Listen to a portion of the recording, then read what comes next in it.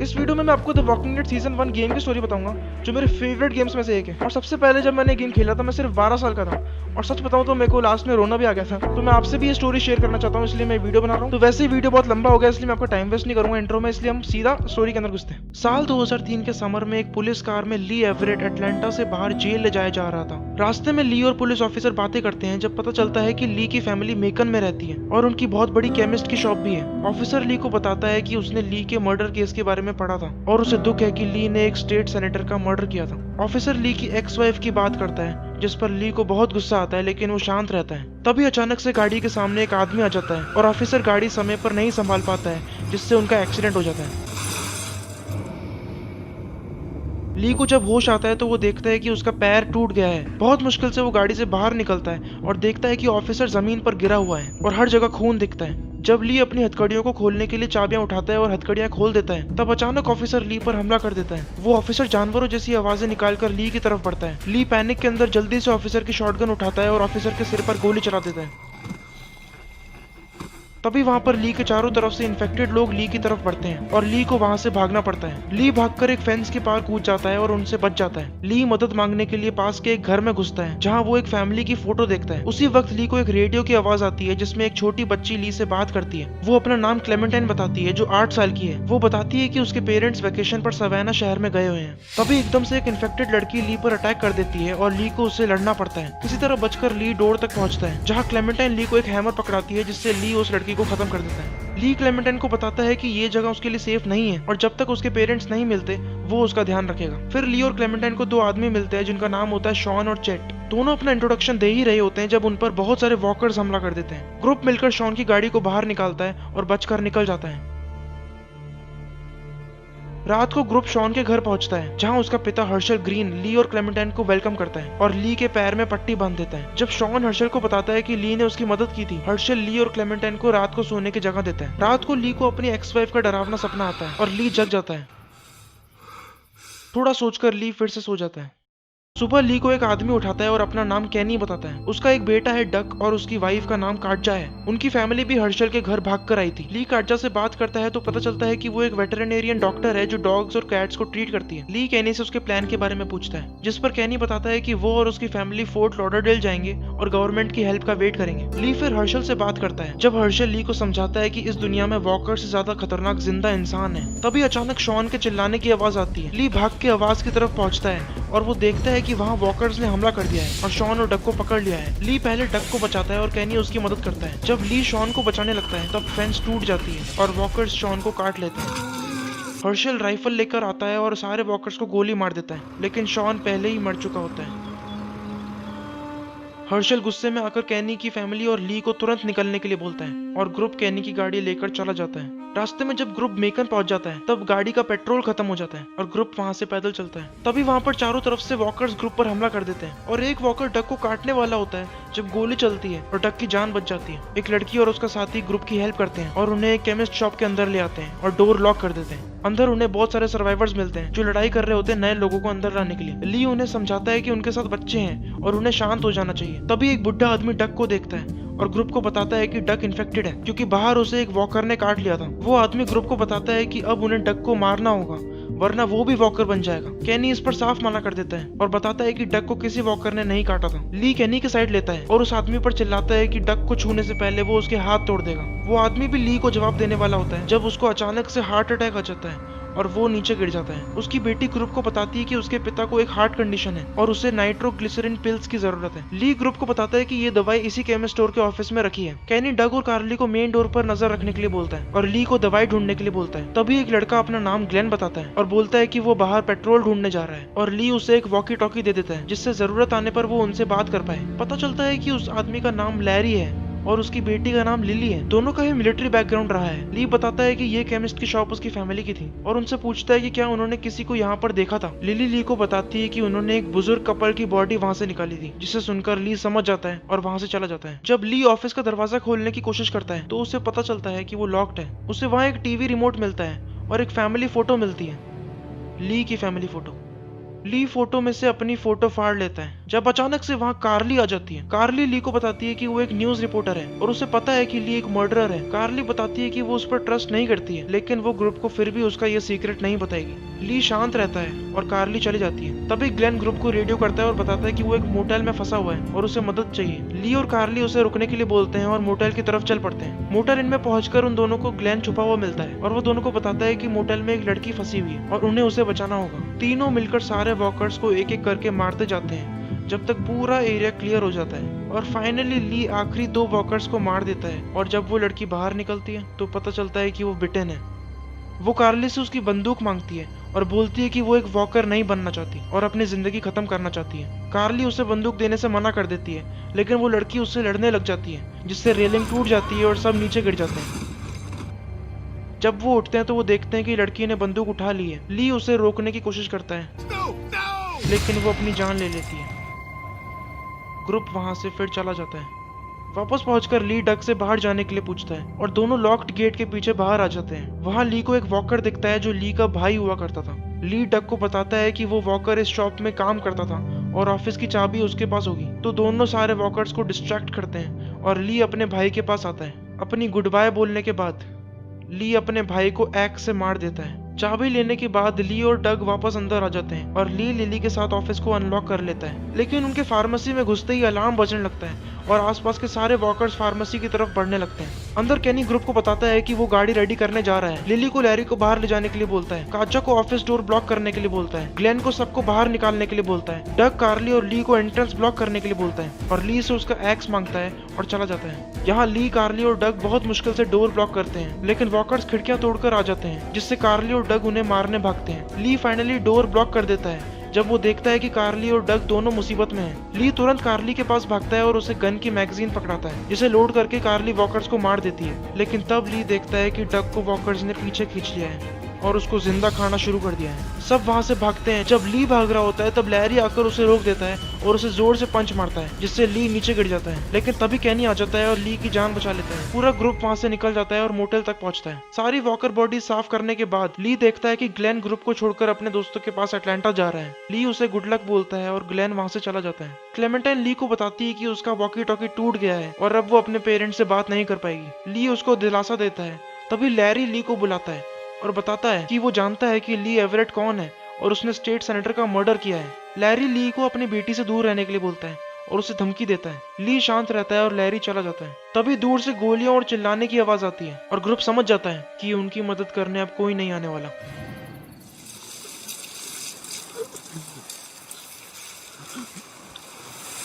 3 महीने बाद ली जंगल में खाना ढूंढने आया है, लेकिन उनका लक खराब चल रहा है। उसके साथ मार्क भी था जो एक और सर्वाइवर था और उनके पास 1 महीने पहले ही आया था। ली और मार्क बात करते हैं कि ग्रुप का राशन खत्म होने वाला है। तभी जंगल में एक आदमी की चिल्लाने की आवाज आती है और ली और मार्क तुरंत आवाज की तरफ भागते हैं। वहां पहुंचकर पता चलता है कि एक आदमी का पैर एक बेयर ट्रैप में फंसा हुआ है और 2 कॉलेज स्टूडेंट्स उसे निकालने की कोशिश कर रहे हैं। तभी वहां केनी भी आ जाता है और ग्रुप सोचने लगता है कि आदमी को कैसे बचाना है। लेकिन तभी बहुत सारे वॉकर्स वहां आवाज सुनकर आ जाते हैं और ली जल्दी आदमी को निकालने की कोशिश करता है। केनी ली को आदमी को छोड़ने के लिए बोलता है, लेकिन ली फाइनली उस आदमी का पैर काट देता है और उसे उठा के भागता है। पूरा ग्रुप भागता है, लेकिन एक स्टूडेंट पीछे रह जाता है और उसे वॉकर्स खा जाते हैं।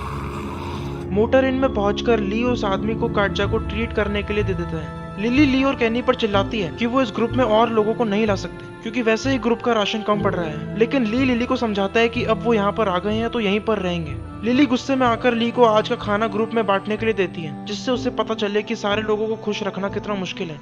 इतने सारे भूखे लोगों को छोड़कर ली पहले बच्चों को खाना देता है, लेकिन सारा खाना खत्म हो जाता है और ली लिली को सॉरी बोलता है। क्लेमेंटाइन ली के पास आकर उससे शेयर करती है कि उसकी कैप खो गई है। तब ली उसको बताता है कि वो उसकी कैप ढूंढ लेगा। क्लेम ये सुनकर खुश हो जाती है। वो स्टूडेंट अपना नाम बेन बताता है और ली को बताता है कि वो आदमी उसका टीचर था। ली बेन को शांत करता है और उसे अपने ग्रुप में वेलकम करता है। तभी काटजा ली को बुलाती है और बताती है कि वो उस आदमी को नहीं बचा पाई क्योंकि उसे सिर्फ जानवरों को ट्रीट करना आता था। लेकिन अचानक वो आदमी पीछे से काटजा को पकड़ लेता है और ली तुरंत काटजा को छुड़ाता है। वो आदमी फिर ली पर हमला करने लगता है और ली मरने ही वाला होता है जब कार्ली वॉकर को गोली मार देती है और ली को बचा लेती है। केनी बेन पर चिल्लाता है कि उसने ग्रुप को पहले क्यों नहीं बताया कि वो आदमी बिटेन था। तब बेन बताता है कि वो बिटेन नहीं था और वो ग्रुप को समझाता है कि बाइट होने पर वॉकर नहीं बनते हैं, बल्कि जब इंसान मर जाता है तब वॉकर बनता है। बाइट सिर्फ इंसान को मारने का काम करता है। बेन बताता है कि हर इंसान इन्फेक्टेड है और मरने के बाद सब वॉकर बन जाएंगे। ये सुन के ग्रुप बिल्कुल चुप हो जाता है। तभी वहाँ पर दो आदमी आ जाते हैं जो अपना नाम एंडी और डैनी बताते हैं। दोनों भाई हैं और पास की एक डेयरी में रहते हैं। वो ग्रुप को बताते हैं कि उनको पेट्रोल की जरूरत है अपनी इलेक्ट्रिक फेंसेस के लिए और वो बदले में ग्रुप को डेयरी से राशन देने के लिए तैयार है। ये सुनकर ग्रुप उनकी बात मान लेता है और ली, मार्क, कार्ली और बेन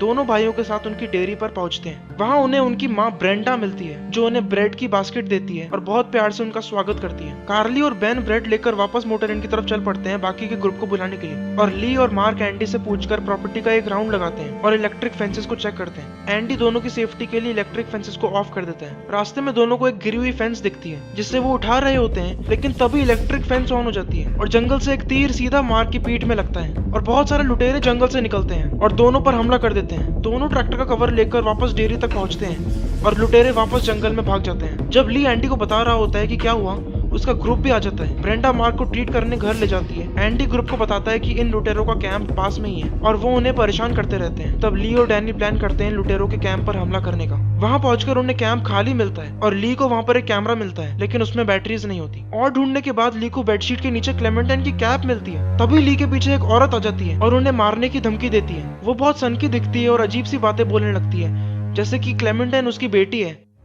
और सेंट जॉन्स फैमिली बहुत डेंजरस है। जब अचानक डैनी उसे सिर में गोली मार देता है और वो नीचे गिर जाती है। ली ये देखकर बहुत शॉक हो जाता है, लेकिन डैनी ली को समझाता है कि अगर वो गोली नहीं चलाता तो वो उन्हें मार देती। ली बात मान लेता है और दोनों वापस डेयरी की तरफ चल पड़ते हैं। ली बार्न में क्लेमेंटाइन को उसकी कैप वापस लौटा देता है और तभी उसे वहां एक लॉक डोर मिलता है। कैनी ली को बताता है कि सेंट जॉन्स फैमिली इस डोर में जरूर कुछ छुपा रही है और ली को उसे खोलने के लिए बोलता है। सबके बार्न से निकलने के बाद ली डोर अनलॉक करता है और देखता है कि अंदर हर जगह खून है और शार्प इक्विपमेंट हर जगह पड़े हुए हैं। तभी वहाँ एंडी आ जाता है और ली के पूछने पर बताता है कि वो कमरा दोनों भाई जानवरों को काटने के लिए यूज करते हैं और उसे डरने की कोई जरूरत नहीं है। डिनर के समय ली अंदर चुपके से ऊपर वाले फ्लोर में चढ़ता है जहाँ उसे एक छुपा हुआ बाथरूम मिलता है जिसके अंदर उसे मार्क नीचे गिरा हुआ मिलता है और उसके दोनों पैर गायब होते हैं। तड़पता हुआ मार्क ली को सिर्फ एक चीज बोल पाता है, ली सब समझ जाता है और जल्दी नीचे भागकर क्लेमेंटाइन को खाना खाने से रोकता है। पूरा ग्रुप कंफ्यूज हो जाता है जब एंडी अपनी बंदूक निकाल लेता है और डैनी अपनी राइफल पूरे ग्रुप को दिखाता है। जब एंडी क्लेमेंटाइन को पकड़ लेता है, ली उसकी तरफ भागता है, लेकिन डैनी उसे अपनी राइफल से मार के बेहोश कर देता है। ली को एक मीट लॉकर में होश आता है जहां उसके साथ क्लेमेंटाइन, लैरी, लिली और कैनी भी फंसे होते हैं। लैरी गुस्से में दरवाजे को पीट रहा होता है और मुड़ के ली पर इल्जाम लगाता है कि उसका आइडिया था डेयरी में आने का। ली लैरी को चुप कराता है, लेकिन वो नहीं मानता और तभी उसका सीना टाइट हो जाता है और वो नीचे गिर जाता है। लिली उसको चेस्ट कंप्रेशंस देना शुरू करती है, लेकिन लैरी हिलता नहीं है। कैनी ग्रुप को बताता है कि लैरी अब जिंदा नहीं है और कभी भी वॉकर बन के उनको खा सकता है। लिली कैनी को मना करती है और बताती है कि लैरी मरा नहीं है, लेकिन ली कैनी की बात मान लेता है और क्लेमेंटाइन की सेफ्टी के लिए दोनों मिलकर लैरी का सिर फोड़ देते हैं। लिली कुछ नहीं कर पाती और शांति से रोने लगती है। ली वहां से निकलने का रास्ता ढूंढता है जब उसे एक एयर कंडीशनर यूनिट मिलता है जिसे वो निकालता है और क्लेमेंटाइन को डक्ट के अंदर भेजता है। क्लेमेंटाइन बाहर निकलकर डोर को बाहर से अनलॉक कर देती है। ली और कैनी दोनों चुपके से मीट लॉकर से बाहर निकलकर डैनी को मारने बढ़ते हैं, लेकिन तभी वहाँ एंडी आ जाता है और दोनों को छुपना पड़ता है। लेकिन जब ली बाहर देखता है, डैनी राइफल लेके ली के सामने खड़ा होता है। ली राइफल पकड़ता है और डैनी को धक्का मार देता है, लेकिन जब डैनी उसे गोली मारने वाला होता है, कैनी डैनी पर दरवाजा खोल देता है और उसे एक सिकल से मारता है। डैनी का पैर एक बेयर ट्रैप में फंस जाता है और वो नीचे गिर जाता है। ली डैनी को बताता है कि इंसान का मांस खाना बहुत बुरा काम है, लेकिन डैनी ली को बताता है कि अब पूरी दुनिया ऐसी ही है और ली का ग्रुप ज्यादा टाइम इस दुनिया में जिंदा नहीं रह पाएगा। ली अपने गुस्से पर काबू करता है और डैनी को नहीं मारता। ली अकेले आगे बढ़ता है जब फसलों में से एक कार्ली और बेन आते हैं। ली उन्हें सब कुछ बता देता है और उन्हें वेट करने के लिए बोलता है। ली जब घर में घुसता है तो वो देखता है कि ब्रेंडा ने काटजा को हॉस्टेज बनाया हुआ है और ली को धमकी देती है कि वो काटजा को मार देगी। ली ब्रेंडा को शांत करता है और ब्रेंडा पीछे होती रहती है जब तक उसे वॉकर बना हुआ मार्क पकड़ के खा लेता है और काटजा वहां से भाग जाती है। तभी बाहर से कैनी की आवाज आती है और पता चलता है कि एंडी ने डक को पकड़ लिया है। कैनी गुस्से में आकर एंडी की तरफ भागता है, लेकिन एंडी उसे पेट में गोली मार देता है। जब ली एंडी की तरफ बढ़ता है, अचानक एंडी के कान में गोली लगती है और चलाने वाली कार्ली होती है। ली मौके का फायदा उठाकर एंडी पर हमला करता है, लेकिन दोनों लड़ाई करते करते नीचे गिर जाते हैं। एंडी उठकर जनरेटर ऑन कर देता है और ली को घसीटकर इलेक्ट्रिक फेंस में धक्का देता है। ली अपनी पूरी ताकत से ये होने से रोकता है। ली लिली से मदद मांगता है, लेकिन वो कुछ नहीं करती। ली फिर खुद ही एंडी से छूटता है और उस पर चढ़कर उसे खूब मारता है। कार्ली ली को रुकने के लिए बोलती है तो ली मान जाता है और ग्रुप फाइनली एंडी और सेंट जॉन्स डेयरी को वॉकर्स के लिए छोड़ देता है। रास्ते में ग्रुप को एक गाड़ी दिखती है जिसमें कोई नहीं होता, लेकिन गाड़ी के पीछे बहुत सारा राशन, दवाई और कपड़े मिलते हैं। पूरा ग्रुप सप्लाईज ले लेता है। कार्ली को कार में बैटरीज मिलती है जो वो ली के कैमरा में डालती है और दोनों उस पर एक रिकॉर्डेड वीडियो देखते हैं। वीडियो में वही औरत जो कैंप में ली को मिली थी होती है और बताती है कि लुटेरों ने उससे उसकी बेटी छीन ली थी और बताती है कि क्लेमेंटाइन के साथ भी यही होने वाला है।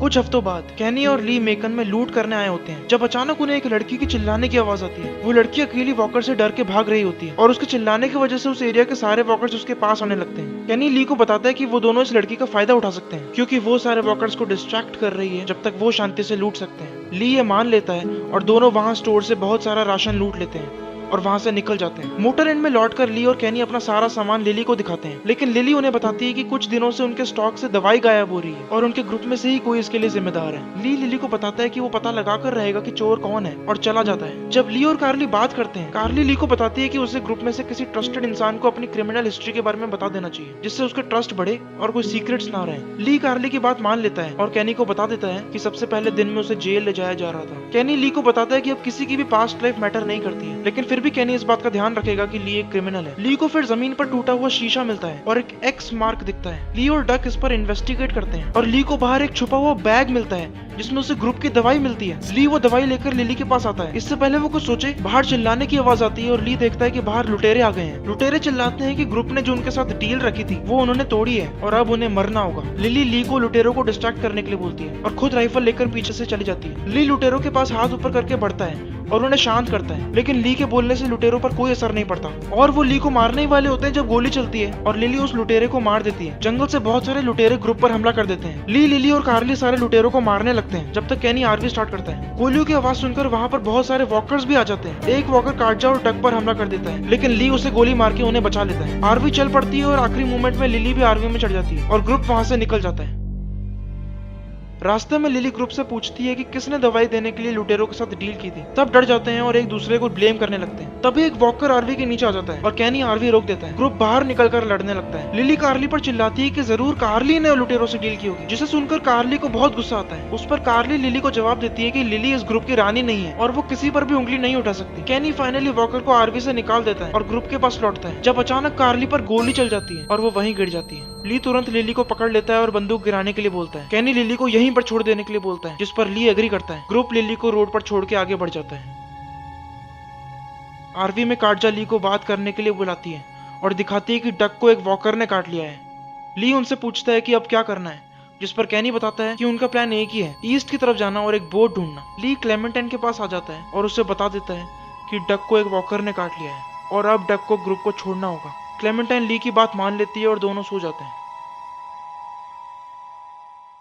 सुबह हो जाती है और कुछ देर बाद पता चलता है कि रोड पर एक ट्रेन खड़ी है।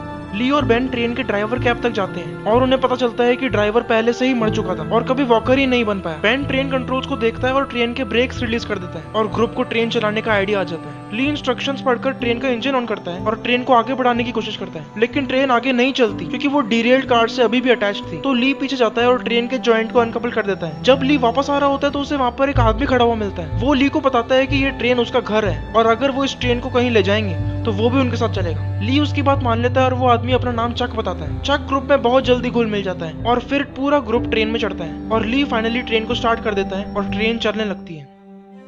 कुछ टाइम चलने के बाद कार्जा ली को बुलाती है और बताती है कि डक का टाइम आ गया है और ट्रेन रोकने के लिए बोलती है। ली मान जाता है और कैनी के पास जाता है। ली कैनी को ट्रेन रोकने के लिए बोलता है, लेकिन कैनी उसकी नहीं सुनता। ली वापस उसे ट्रेन रोकने के लिए बोलता है और उसे शांत करके बताता है कि वो जानता है कैनी के लिए बहुत बुरा दिन है और आगे चलकर अब सिर्फ बुरे दिन ही आएंगे, तो इससे लड़ने का कोई फायदा नहीं है। कैनी इस बात को समझ जाता है और ट्रेन रोक देता है।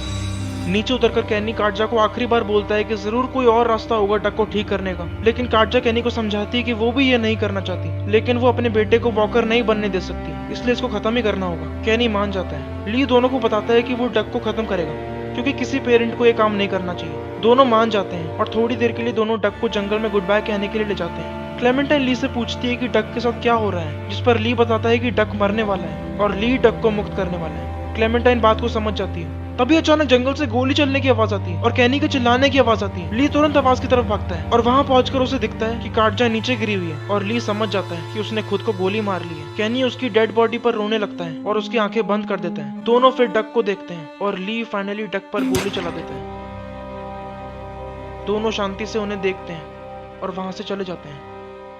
ट्रेन में क्लेमेंटाइन ली को बताती है कि चक ने उसे बोला था कि जो चीज डक के साथ हुई थी वो क्लेमेंटाइन के साथ भी होगी। ली को इस पर बहुत गुस्सा आता है और वो तुरंत चक के पास जाता है। ली चक से पूछता है कि उसने क्लेमेंटाइन से ऐसा क्यों बोला, जिस पर चक समझाता है कि वही सच है। वो बताता है कि ली के ग्रुप के पास कोई प्लान ही नहीं है और उन्होंने सोचा ही नहीं है कि वहाँ पर बोट कहाँ मिलेगी। चक ये भी बताता है कि क्लेमेंटाइन के बाल एक वॉकर के हाथ में फंस सकते हैं, इसलिए उन्हें छोटे कर देने चाहिए। आखिर में चक ली को क्लेमेंटाइन को बंदूक चलाना सिखाने के लिए बोलता है, क्योंकि अब इस दुनिया में छोटा बड़ा लड़का लड़की की बात नहीं है, बल्कि जिंदा या मुर्दा मैटर करता है। ली ये तीनों चीजें करता है और क्लेमेंटाइन के साथ प्लान बनाता है कि वो सवाना जाएंगे और उसके पेरेंट्स को ढूंढेंगे। तभी बेन ली को रोकता है और ली को बताता है कि वो था जो मोटर एंड में लुटेरों को दवाई दे रहा था और उसने लुटेरों के साथ डील बनाई हुई थी डर के मारे। ली को उस पर बहुत गुस्सा आता है, लेकिन वो बेन को कुछ नहीं करता और क्लेमेंटाइन के पास वापस आ जाता है। तभी अचानक ट्रेन के ब्रेक्स लगते हैं और ट्रेन रुक जाती है। ग्रुप को पता चलता है कि रेलवे ट्रैक के ठीक ऊपर एक पेट्रोलियम टैंकर लटक रहा है और ट्रेन अब आगे नहीं जा सकती। तभी ऊपर से एक कपल उन पर चिल्लाता है और वो पूछते हैं कि क्या वो लोग फ्रेंडली हैं, जिस पर ली हाँ बोलता है। ली को ऊपर बुलाने के बाद वो अपना नाम उम्मीद और क्रिस्टा बताते हैं। ली उन्हें बताता है कि ये टैंकर उनके रास्ते में आ रहा है, जिस पर दोनों ग्रुप की मदद करने के लिए एग्री करते हैं और तीनों वहां से नीचे आ जाते हैं। दोनों ग्रुप से मिलते हैं और ली और क्लेमेंटाइन पास के एक ट्रेन स्टेशन को चेक करते हैं। दोनों मिलकर वहां के डोर को अनलॉक कर देते हैं और अंदर घुसते हैं। अंदर ली को एक ब्लो टॉर्च दिखती है जिससे वो टैंकर को काट सकते हैं, लेकिन वो गेट भी लॉक्ड होता है और उसकी चाबी दूसरी तरफ होती है। ली फिर क्लेमेंटाइन को दूसरी तरफ पहुंचाता है, लेकिन तभी ली के पीछे से दो वॉकर्स आ जाते हैं और ली दोनों को बहुत मुश्किल से हरा देता है। जब ली क्लेमेंटाइन को देखता है तो वो उसे शांत करता है, लेकिन तभी उसे क्लेमेंटाइन की तरफ से एक वॉकर आता हुआ दिखता है। ली जल्दी क्लेमेंटाइन को चाबियां देने के लिए बोलता है और जल्दी गेट अनलॉक करके क्लेम को बचाता है और उस वॉकर को गोली मार देता है। ली क्लेमेंटाइन को शांत करता है और ब्लो टॉर्च उठा लेता है। ली क्लेमेंटाइन को सिखाता है कि वॉकर को गोली मारने से हिचकिचाना नहीं चाहिए और क्लेमेंटाइन समझ जाती है। दोनों ग्रुप की तरफ वापस लौटते हैं। वहां पहुंचकर ली और उम्मीद ऊपर चढ़ते हैं और मिलकर टैंकर को काटने लगते हैं। तभी बेन देखता है कि ट्रेन की आवाज सुनकर उनके पास हजारों वॉकर्स आ रहे हैं और ग्रुप को जल्दी निकलने के लिए बोलता है। टैंकर फाइनली नीचे गिर जाता है और कैनी ट्रेन स्टार्ट कर देता है। ली और उम्मीद को ब्रिज से ट्रेन पर कूदना पड़ता है। उम्मीद पहले कूदता है, लेकिन वो ट्रेन पर ग्रिप नहीं बना पाता और नीचे गिर जाता है। क्रिस्टा उसे बचाने नीचे कूदती है और दोनों ट्रेन के पीछे भागते हैं। ली उम्मीद को ऊपर खींच लेता है और क्रिस्टा भी ट्रेन में चढ़ जाती है और इस तरह पूरा ग्रुप वहां से निकल जाता है। शाम को ग्रुप सवाना पहुंच जाता है, लेकिन तभी क्लेमेंटाइन के वॉकी टॉकी से एक आदमी की आवाज आती है जो बोलता है कि वो सवाना में क्लेमेंटाइन का वेट कर रहा है और क्लेमेंटाइन के पेरेंट्स उसके साथ हैं। ली और कैनी ये सुनकर शॉक हो जाते हैं और समझ जाते हैं कि क्लेमेंटाइन बहुत टाइम से इस आदमी से बात करती आई है। अगले दिन ग्रुप सवाना में पहुंच चुका होता है और कोस्ट की तरफ बढ़ रहा होता है। तभी उनके पास एक चर्च की बेल बजती है और ली को छत पर कोई दिखता है। इससे पहले ग्रुप कुछ सोचे, क्लेमेंटाइन की वॉकी टॉकी से उसी आदमी की आवाज आती है और वो ग्रुप को वहां से भागने के लिए बोलता है और रेडियो ऑफ हो जाता है। तब ग्रुप रियलाइज करता है कि बेल की आवाज सुनकर शहर के सारे वॉकर्स उनकी तरफ आ रहे हैं। वॉकर्स से लड़ते लड़ते चक ग्रुप से बिछड़ जाता है और ग्रुप भाग के एक मेंशन में छुप जाता है। वॉकर्स ग्रुप का पीछा छोड़ देते हैं और ग्रुप वहां पर रेस्ट करता है। कैनी देखता है कि घर का मेन डोर लॉक्ड है और उन्हें अंदर घुसने के लिए कोई और रास्ता ढूंढना होगा। ली को फ्रंट डोर में एक पेट डोर दिखता है, लेकिन वो भी लॉक्ड होता है। तब उम्मीद ग्रुप को बताता है कि मॉडर्न घरों में पेट्स के कॉलर के अंदर एक रेडियो कंट्रोल चिप होती है, जिससे उनके पास आने पर पेट डोर अपने आप अनलॉक हो जाता है। ली ये सुनकर डॉग हाउस के सामने एक छोटी ग्रेव खोदता है और उसमें ग्रुप को एक मरा हुआ डॉग पड़ा मिलता है। ली उसके गले से कॉलर निकाल लेता है और उसकी मदद से ग्रुप फ्रंट डोर को अनलॉक कर लेता है। जब ली सारे रूम्स चेक कर रहा होता है, तब उसे दीवार पर एक बड़ा सा फैमिली पोर्ट्रेट दिखता है जो घर के ओनर्स का था। फिर बेन उसे ऊपर बुलाता है और बताता है कि कैनी बहुत देर से एटिक में गया हुआ है और उसके बुलाने पर वापस भी नहीं आ रहा। ली उस पर चेक करने जाता है तो देखता है कि वहां पर एक छोटा लड़का वॉकर बना हुआ था और कैनी ली को बताता है कि उसे देख के उसे अपने बेटे डक की याद आ गई। दोनों रियलाइज करते हैं कि ये बच्चा यहाँ पर बहुत टाइम से छुप रहा होगा और वो भूख के मारे मर गया होगा। ली कैनी के लिए उस वॉकर को भी गोली मार देता है और उसकी बॉडी नीचे ले जाकर उसके डॉग के साथ गाड़ देता है। तभी अचानक ली को फेंस के बाहर कोई खड़ा हुआ दिखता है जो उसे देखकर वहां से भाग जाता है। ली उसे पुकारता है, लेकिन वो इंसान वहां से गायब हो चुका होता है। आवाज सुनकर ग्रुप ली के पास बाहर आ जाता है, लेकिन ली की बात को कोई सीरियसली नहीं लेता। फिर ग्रुप डिसाइड करता है कि कैनी और ली कोस्ट तक बोट ढूंढने जाएंगे जब तक बाकी का ग्रुप घर पर रेस्ट करेगा। रास्ते में कैनी और ली को दूर से एक बेल बजने की आवाज आती है और दोनों छुप जाते हैं जब तक उस एरिया के सारे वॉकर्स बेल की आवाज की तरफ चले जाते हैं। दोनों इसके बारे में ज्यादा नहीं सोचते और आगे बढ़ते हैं। कोस्ट लाइन पर पहुंचकर दोनों को शौक लगता है देखकर कि कोस्ट पर एक भी बोट नहीं है और उनका पूरा प्लान फेल हो चुका है। कैनी एक टूटी हुई बोट को चेक करता है जब तक ली दूसरी जगह बोट ढूंढता है। तभी ली को रास्ते में एक बहुत बड़ी दीवार दिखती है जो वॉकर से बनी होती है और ली समझ जाता है कि ये दीवार लोगों को चेतावनी देने के लिए बनाई गई है। ली फिर एक टावर व्यूअर की मदद से सवाना रिवर में बोट्स ढूंढता है लेकिन उसे वहाँ पर कुछ भी नहीं मिलता। कैनी ली को बताता है कि वो बोट बिल्कुल खराब है। तभी ली को छत पर लाल कपड़े में एक इंसान दिखता है जो उनकी तरफ ही आ रहा होता है। ली कैनी को छुपने के लिए बोलता है और दोनों उसके आने का वेट करते हैं। जब वो स्टोर में लूट कर रहा होता है, ली उसके पास जाकर उस पर हमला कर देता है, लेकिन वो भी बहुत तेज होता है और दोनों लड़ाई करते हैं। आखिर में ली जीत जाता है और उसे बंदूक दिखा देता है। तभी ली के पीछे से क्लेमेंटाइन आ जाती है और लाल कपड़े वाला अपना मास्क और हुड उतार कर दिखाता है कि वो इनफैक्ट एक लड़की है। वो अपना नाम मॉली बताती है और ग्रुप को बताती है कि उसे लगा कि ली और कैनी क्रॉफर्ड से थे। ग्रुप के पूछने पर मॉली उन्हें बताती है कि क्रॉफर्ड एक स्कूल है जिसमें एक कम्युनिटी रहती है और उनकी फिलॉसफी के हिसाब से बच्चे, बीमार और बुजुर्ग लोग बेकार हैं और उन्हें वो मारकर इन दीवारों पर चढ़ा देते हैं। वो मानते हैं कि इस दुनिया में कमजोरों की जगह नहीं है। तभी वहां पर आवाज सुनकर वॉकर का होर्ड आ जाता है और पूरा ग्रुप वहां से भागता है, लेकिन ली ऊपर नहीं चढ़ पाता और ग्रुप से अलग होकर एक सीवर सिस्टम में उतर जाता है। नीचे उसे चक की डेड बॉडी मिलती है और वो देखता है कि वॉकर्स के खाने से पहले उसने अपने आप को गोली मार ली थी और उसे जिंदा खाए जाने का दर्द नहीं सहना पड़ा। ली को आगे जाकर एक सीक्रेट एंट्रेंस मिलती है एक फॉल आउट शेल्टर की, जिसमें उसे एक ग्रुप मिलता है। ग्रुप को शांत करके ली उन्हें बताता है कि वो क्रॉफर्ड से नहीं है और वो सिर्फ वहाँ एक बोट ढूंढने आया है अपने ग्रुप के साथ। ग्रुप शांत हो जाता है और वो ली को बताते हैं कि वो एक कैंसर सर्वाइवर ग्रुप है जिसे क्रॉफर्ड ने मारने के लिए बोल दिया था, लेकिन अपनी जान बचाकर वो यहाँ नीचे छुपे हुए थे। उनमें से एक बताता है कि उसका नाम वर्नन है और वो एक डॉक्टर है। ली उनसे वापस घर जाने का रास्ता पूछता है तो वर्नन उसके साथ मैंशन की तरफ चलता है। मैंशन में पहुंचकर ली ग्रुप को वर्नन को इंट्रोड्यूस करता है और बताता है कि वो एक डॉक्टर है, जिसको सुनकर क्रिस्टा उसे रिक्वेस्ट करती है कि वो उसके हस्बैंड उम्मीद का पैर ट्रीट करे। वर्नन उसकी बात मान लेता है और उम्मीद को चेक करता है। तब ली रियलाइज करता है कि क्लेमेंटाइन उसे कहीं नहीं दिख रही, तो वो उसे ढूंढने निकलता है। ढूंढते वक्त ली को घर के गैरेज से एक आवाज आती है और पास आने पर क्लेमेंटाइन गैरेज से निकलती है। क्लेमेंटाइन ली को दिखाती है कि उसे गैरेज में एक बोट मिली है और ग्रुप को बचने की उम्मीद वापस आ जाती है। शाम हो जाती है और कैनी बोट चेक करके ग्रुप को बताता है कि अच्छी खबर ये है कि बोट बिल्कुल अच्छी कंडीशन में और सी में चलाने लायक है, लेकिन बुरी खबर है कि उसमें पेट्रोल बिल्कुल खाली है और उसमें नई बैटरी की जरूरत है। उसी वक्त वर्नन भी बताता है कि उम्मीद के पैर को ठीक करने के लिए उसे मेडिसिन चाहिए होगी। ये सुनकर ग्रुप डिसाइड करता है कि ये सारे आइटम क्रॉफर्ड में उन्हें मिल सकते हैं और वो क्रॉफर्ड को लूटने का प्लान बनाते हैं। जाने से पहले वर्नन अपनी दोस्त ब्री को वहां ले आता है क्योंकि वो क्रॉफर्ड के लेआउट से फेमिलियर थी और वो उनकी हेल्प कर सकती है नेविगेशन में। रात को ग्रुप क्रॉफर्ड में सीवर्ड्स के रास्ते से घुसता है और ली एक गार्ड को मारने आगे बढ़ता है, लेकिन तब उन्हें पता चलता है कि क्रॉफर्ड ओवररन हो चुका है और अब वहां पर सिर्फ वॉकर्स बचे हैं। ग्रुप वॉकर से भागकर स्कूल में आ जाता है और सब एक क्लासरूम में आते हैं और प्लान बनाते हैं। ली और मॉली ऑटो शॉप से बैटरी लाएंगे, क्रिस्टा और वर्नन नर्सिस स्टेशन से दवाई लाएंगे और कैनी और ब्री मेंटेनेंस शेड से पेट्रोल लाएंगे। सब अपनी असाइंड जगह की तरफ चल पड़ते हैं। ली जब ऑटो शॉप तक पहुंचता है तभी अचानक छत से एक वॉकर नीचे गिरता है और मॉली उसके ऊपर कूदती है और उसे पीटने लगती है। आवाज सुनकर वहाँ बहुत सारे वॉकर्स आ जाते हैं और दोनों को जल्दी से ऑटो शॉप के अंदर घुसना पड़ता है। वहाँ पर दोनों एक कार में से बैटरी निकाल लेते हैं और वॉकर से बचकर ट्रक पर चढ़कर छत से निकल जाते हैं। छत के रास्ते से ली वापस स्कूल में लौटता है और मॉली उसे छोड़कर कहीं और भाग जाती है। जब ली क्लासरूम जा रहा होता है अचानक कैनी और ब्री वहाँ आ जाते हैं और दरवाजा बहुत सारे वॉकर्स के ऊपर बंद करते हैं। ली उनकी मदद करता है और अपने एक्स से डबल डोर्स को ब्लॉक कर देता है।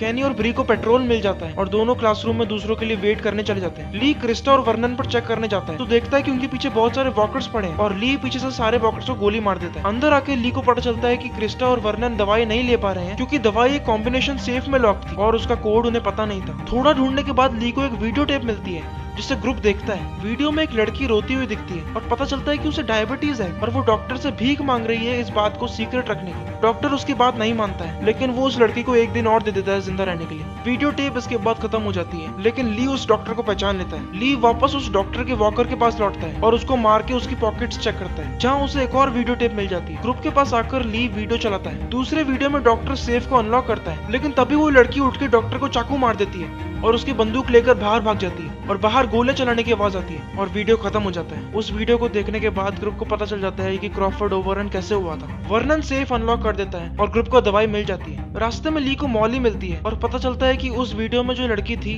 वो मॉली की बहन थी और क्रॉफर्ड ने उसे उससे छीन लिया था। ली मॉली को दिलासा देता है और दोनों आगे बढ़ते हैं। तभी उनके सामने बेन एक्स लेकर आता है और ली के पूछने पर बताता है कि उसे वो एक्स एक डबल डोर के हैंडल में अटका हुआ मिला। ली जब तक समझता है कि बेन ने क्या किया है, डबल डोर खोल के बहुत सारे वॉकर स्कूल में घुस जाते हैं और मॉली को पकड़ लेते हैं, लेकिन क्लेमेंटाइन गोली मार के मॉली को टाइम पर बचा लेती है। ग्रुप क्लासरूम में घुसता है और ब्री दरवाजा ब्लॉक करती है। कैनी आर्मरी के दरवाजे को तोड़ने की कोशिश कर रहा होता है जब बेन ग्रुप को गिल्ट में आकर बता देता है कि वो था जिसने मोटर इन में लुटेरों के साथ डील बनाई थी। कैनी दरवाजा तोड़ देता है, लेकिन पीछे मुड़कर बेन की बात सुनता है। बेन बताता है कि उसकी वजह से ही लुटेरों ने उनके कैंप पर अटैक किया था और उसकी वजह से कैनी की फैमिली मर चुकी थी। ये सुनकर कैनी बेन को मारने के लिए कूदता है, लेकिन ली और वर्नन उसे रोकते हैं और ली कैनी को समझाता है कि अभी इस सब का टाइम नहीं है और उन्हें वहाँ से बाहर निकलना होगा। तभी वॉकर्स ब्री का दरवाजा तोड़ देते हैं और उसे जिंदा खा जाते हैं। ये देखकर ग्रुप वहाँ से भागता है और ऊपर चढ़ता है। ली वॉकर्स को मारता हुआ आगे बढ़ता है और फाइनली ग्रुप एक विंडो से नीचे क्लाइम करता है, लेकिन बेन पीछे रह जाता है और एक वॉकर बेल से स्विंग करके बेन को पकड़ लेता है और बेन नीचे गिरने ही वाला होता है जब ली उसको बचा लेता है। बेन ली को उसे छोड़ने के लिए बोलता है और बताता है कि वो सिर्फ ग्रुप को मुसीबत में ही डालता है, लेकिन ली बेन को चुप कराता है और उसे ऊपर खींच लेता है और ग्रुप क्रॉफर्ड से निकल जाता है।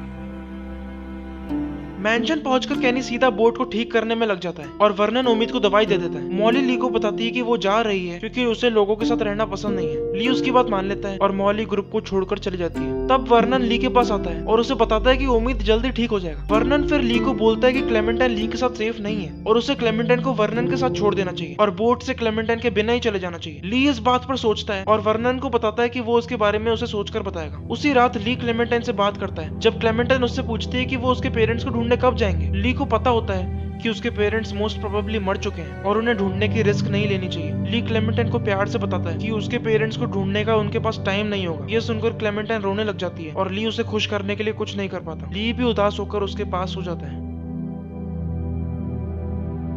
सुबह जब ली उठता है तो देखता है कि क्लेमेंटाइन वहाँ पर नहीं है। ली क्लेमेंटाइन को ढूंढता हुआ नीचे उतरता है और बाहर निकलता है, जहाँ उसे क्लेमेंटाइन की कैप जमीन पर गिरी हुई मिलती है। ये देखकर ली को चिंता होती है और वो समझ जाता है कि जरूर क्लेमेंटाइन को किसी ने किडनैप कर लिया है। तभी ली को फेंस के बाहर एक वॉकी टॉकी की आवाज आती है। आवाज के पास जाने पर उसे क्लेमेंटाइन का रेडियो मिलता है, जिसे वो उठाने के लिए बढ़ता है। तभी अचानक एक वॉकर ली पर हमला कर देता है, लेकिन ली वॉकर को मार देता है। तब ली को रियलाइज होता है कि उस वॉकर ने ली को हाथ में काट लिया है और अब उसकी मौत की उल्टी गिनती शुरू हो चुकी है। ग्रुप आवाज सुनकर ली के पास आता है और ली उनको अपना बाइट दिखा देता है। ग्रुप ये देखकर शॉक रह जाता है। ली फिर उन्हें बताता है कि क्लेमेंटाइन को किसी ने किडनैप कर लिया है और जरूर किडनैपर वर्नन होगा क्योंकि वही क्लेमेंटाइन को रखने की बात कर रहा था। ली ग्रुप को साथ चलने के लिए बोलता है और ग्रुप उसकी बात मान लेता है और पूरा ग्रुप क्लेमेंटाइन को बचाने वर्नन के पास जाता है। फॉल आउट शेल्टर में पहुंचकर ग्रुप देखता है कि वो जगह बिल्कुल खाली है और वहाँ पर वर्नन और उसका ग्रुप है ही नहीं। तभी ली के रेडियो से एक आदमी की आवाज आती है जो बताता है कि क्लेमेंटाइन उसके पास है और अब वो ली से फाइनली सेफ है। ली के पूछने पर वो आदमी उसे बताता है कि वो वर्नन नहीं है और अच्छा ही होगा अगर वो उसका नाम ना जाने, और ये बोलकर रेडियो ऑफ हो जाता है। तभी ऊपर से वॉकर्स की बहुत तेज आवाज आने लगती है और ग्रुप रियलाइज करता है कि लाखों वॉकर सिटी में ट्रेन को फॉलो करके आ गए हैं। ग्रुप एलिवेटर शाफ्ट से ऊपर क्लाइम करता है और छत पर पहुंचता है, जहां ली बेल टावर में कूदकर बेल बजाता है, जिससे शहर के सारे वॉकर्स हॉस्पिटल की तरफ आ जाते हैं और ग्रुप सेफली पीछे से वहां से निकल जाता है। मैंशन में पहुंचकर ग्रुप सोचता है कि क्लेमेंटाइन को कहां ढूंढना है। तभी वहां घर में हर जगह से वॉकर्स आ जाते हैं और ग्रुप को उनसे भागकर एटिक में छुपना पड़ता है। एटिक में आकर ग्रुप वहां फंस जाता है और ली तभी बेहोश हो जाता है। ली के होश आने पर उसे रेडियो से क्लेमेंटाइन की आवाज आती है जो बताती है कि वो मार्श हाउस में है जहां उसके पेरेंट्स रुके थे, और ये बोलकर रेडियो कट ऑफ हो जाता है। अब ग्रुप को समझ आ जाता है कि क्लेमेंटाइन कहाँ है, तो वो वहां से निकलने का एक रास्ता ढूंढते हैं और एक एडजॉइनिंग बेडरूम में पहुंचते हैं जहां उन्हें घर के मालिक मिलते हैं। ग्रुप रियलाइज करता है कि इस कपल ने जरूर शुरुआत में ही हार मान ली होगी और हाथ पकड़कर इस दुनिया को छोड़ दिया होगा। थोड़ा रुकने के बाद ग्रुप बालकनी से दूसरी छत पर कूदता है, लेकिन बेन जब कूद रहा होता है तब बालकनी टूट जाती है और बेन नीचे गिर जाता है। ली और कैनी जल्दी बेन के पास नीचे आते हैं और देखते हैं कि बालकनी की रेलिंग बेन के पेट में घुस चुकी है और वो अब उठ नहीं पा रहे हैं। इतनी आवाज सुनकर वहाँ बहुत सारे वॉकर्स आ जाते हैं और ली कैनी को बेन को छोड़ने के लिए बोलता है। कैनी लेकिन ली को धक्का देकर लॉक कर देता है और खुद वॉकर से लड़ने लगता है। ली के चिल्लाने पर भी कैनी नहीं सुनता और वॉकर्स की भीड़ में गायब हो जाता है। आखिर में एक गोली चलने की आवाज आती है और फिर सिर्फ वॉकर्स की आवाज आती है। ली समझ जाता है कि कैनी ने क्या किया है और निराश होकर वापस उम्मीद और क्रिस्टा के पास लौटता है। तीनों छत के रास्ते से फाइनली मार्श हाउस तक पहुंचते हैं, लेकिन रास्ते में ली ग्रुप से बिछड़ जाता है और अटक जाता है। कुछ और रास्ता ना देखकर ली नीचे कूद जाता है और गुस्से में एक हाथ से अपना चाकू निकालता है और दूसरे हाथ में एक कांच का टुकड़ा पकड़ता है और वॉकर्स के होड़ को चीरता है और जो भी वॉकर्स उसके सामने आते हैं उन्हें मारता जाता है। फाइनली ली मार्श हाउस के एंट्रेंस पर पहुंचता है जहां उसे एक गाड़ी खड़ी हुई दिखती है। ली अंदर चला जाता है और जब उसे एक कमरे से आवाज आती है वो उसमें एंटर करता है। तभी वहाँ एक आदमी उसको बंदूक दिखाता है और उसे शांत रहने के लिए बोलता है। जब क्लेमेंटाइन के अंदर से आवाज आती है तब वो आदमी ली को चुप रहने के लिए बोलता है और क्लेमेंटाइन को भी चुप करा देता है। वो आदमी ली को बिठाता है और उसे अपनी कहानी बताता है। वो बताता है कि कुछ हफ्तों पहले ली के ग्रुप ने जिस गाड़ी से राशन और दवाई चोरी की थी वो उस आदमी की फैमिली की थी और उस दिन के बाद उसकी फैमिली उसे छोड़कर चली गई। ली उसकी बात शांति से सुनता है। वो फिर ली को बताता है कि उसे कुछ दिन बाद अपनी फैमिली रोड पर मरी हुई मिली क्योंकि उन्हें खुद सर्वाइव करना नहीं आता था। ली के ग्रुप की वजह से उसकी वाइफ और बेटी मर गए थे। ली अभी भी चुप रहता है और उसकी बात सुनता रहता है। तब वो आदमी ली को बताता है कि वो क्लेमेंटाइन से शुरुआत से बात करता आया था। उससे पता था कि ली क्लेमेंटाइन को इंसान खाने वाले लोगों के घर में ले गया था। उसे पता था कि ली और कैनी ने मिलकर लिली के पिता का सिर क्लेमेंटाइन के सामने फोड़ दिया था। उसे पता था कि ली ने लिली को मरने के लिए जंगल में अकेला छोड़ दिया था। उसे पता था कि ली क्लेमेंटाइन को सवाना की सबसे खतरनाक जगह ले गया था, क्रॉफर्ड में, और वो ये भी जानता था कि क्लेमेंटाइन का बर्थडे 6 दिन पहले ही था और अब वो 9 साल की हो गई थी। जो ली को पता ही नहीं था। आदमी ली को बताता है कि ली क्लेमेंटाइन को संभालने के लायक नहीं है और उसे वहां से चले जाना चाहिए। तब वो आदमी नीचे पड़े एक बैग से बात करने लगता है और पीछे क्लेमेंटाइन अपने कमरे से बाहर आ जाती है और उस आदमी को एक बॉटल से जोर से मारती है। ली इसका फायदा उठाता है और उस आदमी पर कूदता है और दोनों लड़ाई करने लगते हैं। ली उसके बंदूक दूर फेंक देता है जिसे लेने वो भाग कर जाता है, लेकिन उससे पहले ली उसे एक क्लोजेट में धक्का दे देता है और उसका गला दबाने लगता है। लेकिन बाइट की वजह से ली कमजोर होता है और वो आदमी ली को धक्का देकर गिरा देता है और ली का गला दबाने लगता है। जब वो आदमी ली को मारने ही वाला होता है उसके सिर में गोली चलती है और वो मर के ली के ऊपर गिर जाता है और पता चलता है कि क्लेमेंटाइन ने उसे गोली मार दी है। ली क्लेमेंटाइन को शांत करता है और उससे गले मिल जाता है। ली बताता है कि उन्हें सवेना से जल्दी बाहर निकलना होगा और सेफ्टी में पहुंचकर ली उससे एक इंपॉर्टेंट बात करेगा। ली जाने से पहले देखता है कि जिस बैग से वो आदमी बात कर रहा था उसमें एक वॉकर का सिर था और ली समझ जाता है कि ये वॉकर उस आदमी की वाइफ हुआ करती थी। ली जब बाहर जाने के लिए दरवाजा खोलता है तो उसके बिल्कुल सामने एक वॉकर खड़ा होता है। वॉकर ली को देखकर कुछ नहीं करता और कुछ देर खड़े रहने के बाद क्लेमेंटाइन की तरफ बढ़ता है और ली जल्दी से उसे गिरा के मार देता है। तब ली और क्लेमेंटाइन रियलाइज करते हैं कि क्योंकि ली इतने सारे खून से कवर्ड था, उस वॉकर ने ली को भी एक वॉकर ही समझा और इसलिए उसे नहीं काटा। इस बात का दोनों फायदा उठाते हैं और ली उस वॉकर का पेट काटता है और उसका खून क्लेमेंटाइन के चारों तरफ लगा देता है जिससे क्लेमेंटाइन को कोई वॉकर पहचान ना पाए। इसके बाद दोनों मार्श हाउस से बाहर निकलते हैं और वॉकर्स के बीच चलना शुरू करते हैं, लेकिन बीच में क्लेमेंटाइन रुक जाती है और ली देखता है कि उसे उसके पेरेंट्स दिख गए हैं जो अब वॉकर्स बन गए हैं। ली क्लेमेंटाइन को इससे पहले कुछ बोल पाए उसे चक्कर आने लगते हैं और वो बेहोश होकर वहीं गिर जाता है।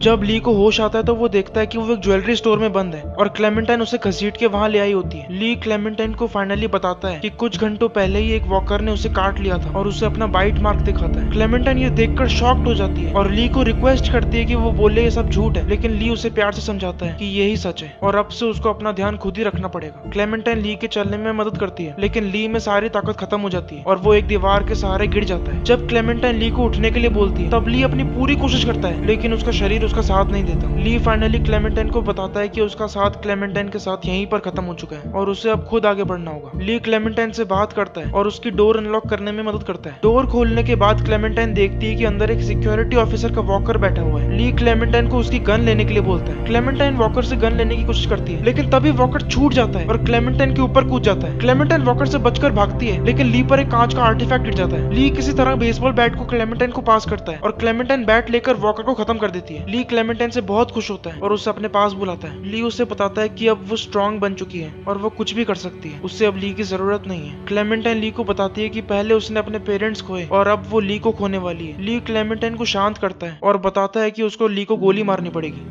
ली बताता है कि उसने डक को भी बहुत मुश्किल से गोली मारी थी और अब क्लेमेंटाइन को भी वही काम करना होगा, सिर्फ बंदूक को उसके सिर पर दिखाकर ट्रिगर दबाना होगा। क्लेमेंटाइन ली की बात मान जाती है। ली फाइनली क्लेमेंटाइन को उम्मीद और क्रिस्टा को ढूंढने के लिए बोलता है, क्योंकि वही दो लोग हैं जो उसको संभाल सकते हैं। क्लेमेंटाइन रोने लगती है, लेकिन ली क्लेमेंटाइन को रोने देता है। ली क्लेमेंटाइन को बताता है कि उसे उसकी बहुत याद आएगी और क्लेमेंटाइन भी उसे यही बताती है। फिर क्लेमेंटाइन खड़ी हो जाती है और अपनी बंदूक ली की तरफ दिखाती है। ली क्लेमेंटाइन को आखिरी बार देखता है और मुस्कुराता है और अपनी आंखें बंद कर लेता है और फिर क्लेमेंटाइन गोली चला देती है।